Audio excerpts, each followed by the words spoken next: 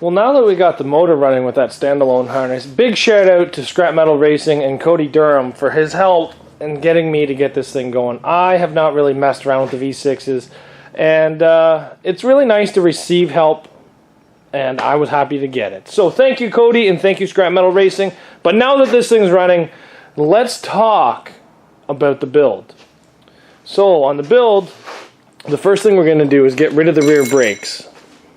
So I've already welded the pieces together. We're going to cut these lines right here, take out the two rear lines that go to the brakes, which are these two. From there, the rear's got to come up. I'm going to take off the calipers, take off the discs, take off the e-brake, cut away the backing plate, put smaller tires on the back. The trunk, I can do absolutely nothing to the trunk. So, yeah, trunk is done. I'm just going to close it and seatbelt it pretty much. Going to drill some holes. Put seatbelt, I'm allowed to tie it closed in 6 places, so that's what we will do, is tie this thing closed in 6 places. Back window bar, I'm not allowed nothing. I'm not allowed any 9-wire from here to here. I can tie the doors closed in 6 places. I'm going to be putting a door plate on the driver's side of this. What else am I allowed? The radiator and the AC are going to be going back into this thing, just to kind of give me a little bit more protection. Windshield's got to come out. I'm going to put my Zacks Workshop window bar on this thing. I got to put a cage in it. So I'm not allowed any bars here on passenger side. I'm only allowed a driver's side bar and a passenger. It's a post to post. I'm not sure if I'm going to put my gas tank on the floor or if I'm going to put my gas tank floating. I'm really not that sure yet. So we will see. Without the gas tank protector, it's probably better to put it up there. But realistically, it's a stock show. Nothing should really come in this far. But we'll see which one I use. Got to put a battery box in it. I'm not sure if I'm allowed a shifter, but I think the 4-cylinder and the V6 shifters are different. So we will try to figure something out on that. Not 100% sure what we're going to do. Got to put fuse panels into, like a switcher breaker box into this. We're going to put doubles on the front. Can't do any motor chaining down. Can't change out any suspension. All that fun stuff. So it's pretty much as basic as you can get. And it's kind of a nice change. Everything here in Ontario is kind of gone more pro kind of thing. Cutting the frame shorter and doing stuff like that. Threaded rod here, threaded rod there. Chaining motor mounts, solid motor mounts, stuff like that. But now it's starting to go back to a more stock kind of show, which is nice, but it kind of goes through cars a lot faster. But I'm okay with that right now. But yeah, so we can't really do a whole lot with this, but we can do some stuff. So we're going to start with the brakes. So what I'm going to do is I've already welded these little things up. Still kind of warm, actually. And what we're going to do is we're going to cut those brake lines right down here. These two that go to the back. So these two that come out the top here go to the back. We're going to cut them here as side cutters. Cut them back a bit, take them out. Make sure we got lots of fluid so that we don't have to bleed our brakes to the front. Just let the fluid run out, put these ones in right away. And then we can keep these ones and weld them up for the next car. And just like that, we no longer have any brake fluid going to the back.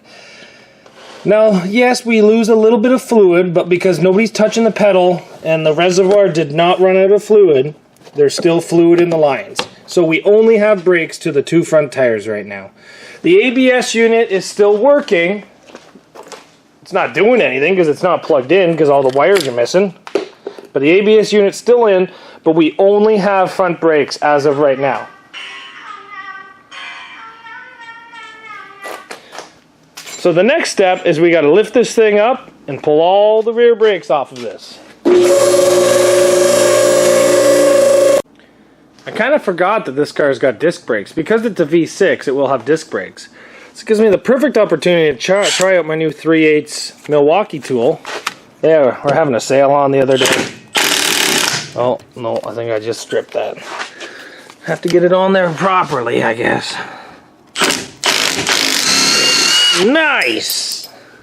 On this side, I like the lights.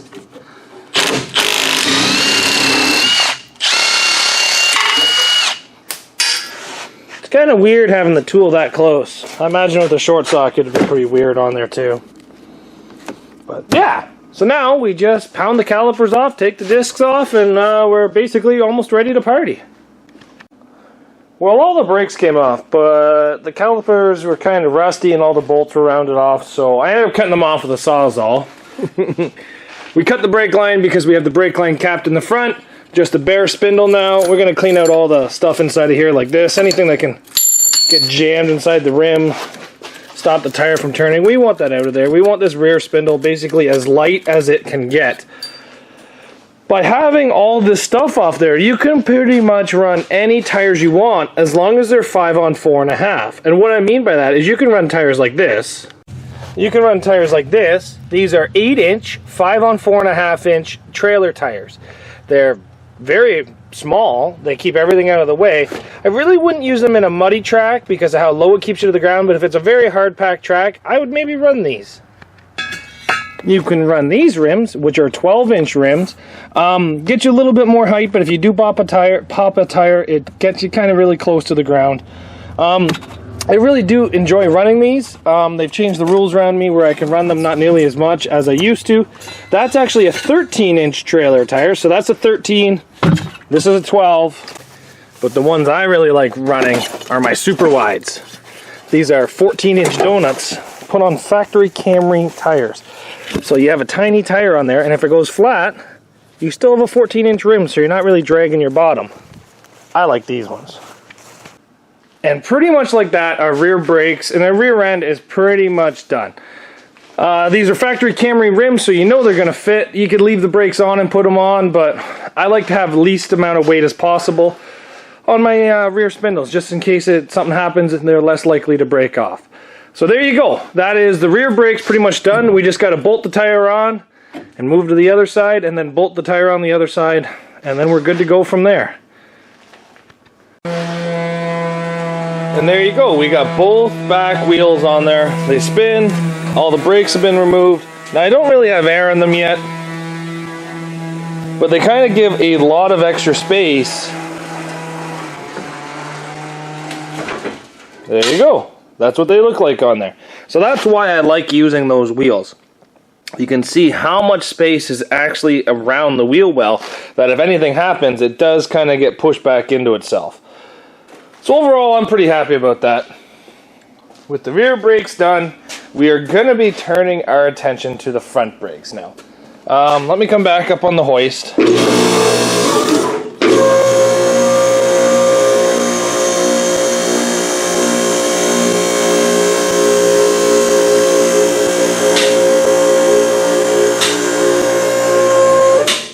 What we're going to be doing on these front brakes, even though these are really good looking brakes, we're going to be taking them all off. And the reason for that is this is a V6, and V6s can only run 15s.